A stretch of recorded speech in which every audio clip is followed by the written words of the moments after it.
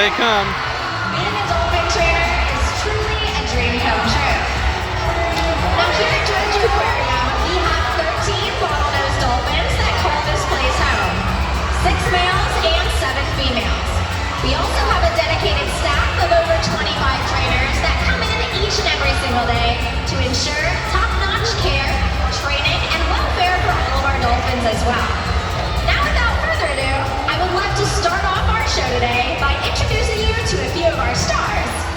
First up, we actually have our youngest dolphin and oldest dolphin here at the aquarium, 9-year-old Coquina and 33-year young Roxy.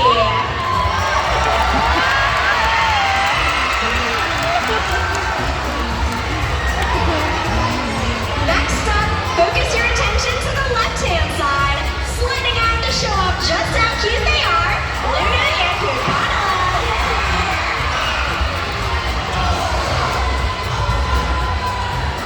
Now last but certainly not least, we have the matriarch of our pod and our highest flying rock star, Phoebe.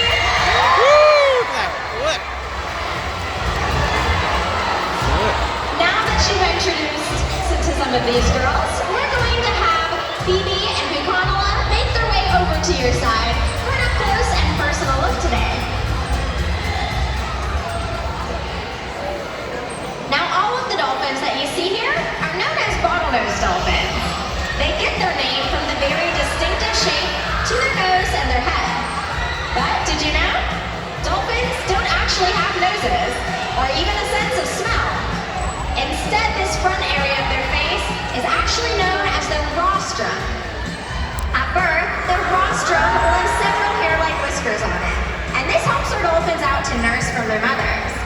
These hairs, which eventually fall out, are one of the 5 characteristics classifying dolphins as mammals, just like you and me.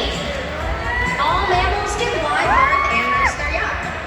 Mammals are also warm-blooded, so dolphins maintain an average body temperature of about 97.9 degrees Fahrenheit, which is very similar to that of our own. Now the 5th and final characteristic, classifying dolphins as mammals, is actually going to be breathing air. But we already talked about how dolphins don't have noses, right? So instead, they breathe from their blowhole located directly on top of their head. Not only is this where they breathe from, but this is also where all of their vocalizations are produced as well. And when they make these, they sound a little something like this.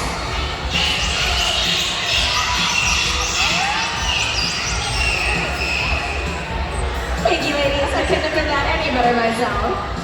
Now our dolphins' tails are also made up of 2 separate fins that we call flukes. In order for dolphins to reach top speeds, they'll push these flukes in the water using an up and down motion, demonstrated for you very gracefully by Pukana and Luna and their best impressions of a mermaid. In order to do this beautiful behavior, this means that Luna and Pukana must have incredibly powerful peduncle muscles. But what is that peduncle? That's the section of the dolphin located behind their dorsal fin and just before their tail flukes. And this is where they get all of their strength. Not only does this allow our dolphins to be swift and powerful, but also to jump high out of the water.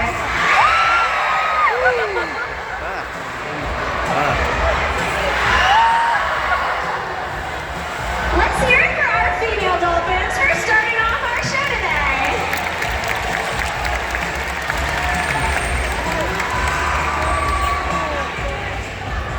Now, in order to do all of these incredible behaviors that you see here, we have to build really strong relationships based on trust between our trainers and dolphins in order to train them. Now, when it comes to training, there's 2 different things that are really important for us to use. One is a concept known as positive reinforcement, which simply means that we give our dolphins a reward whenever they do something correct. So, for example, some different types of things we can use to let them know that they're doing an awesome job is different types of toys that they like, or, you guessed it, different types of fish. We also have a tool that we utilize known as a target pole, and this is how we communicate to our dolphins where we want them to go. What we'll first train our dolphins to do is touch or to target their rostrum, or that very front part of their face, to a trainer's hand or to a tool known as a target pole.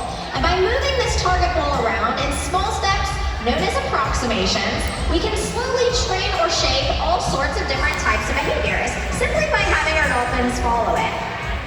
Now this extension of our hand, or this target pole, can be used to help reach our hands out over the water and show our dolphins where they need to go.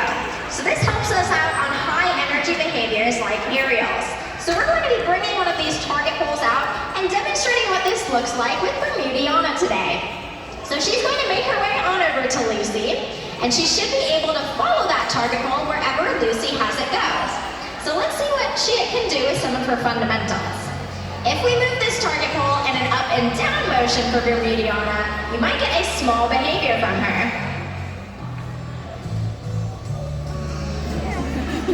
It looks a lot like she's saying yes, right?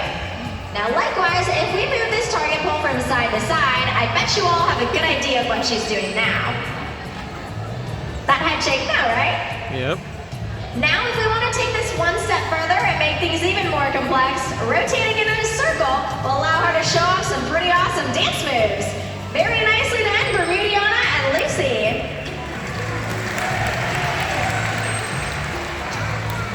Now that you all understand the basics of how we train, we're going to be applying this to some real behaviors that our dolphins are working on.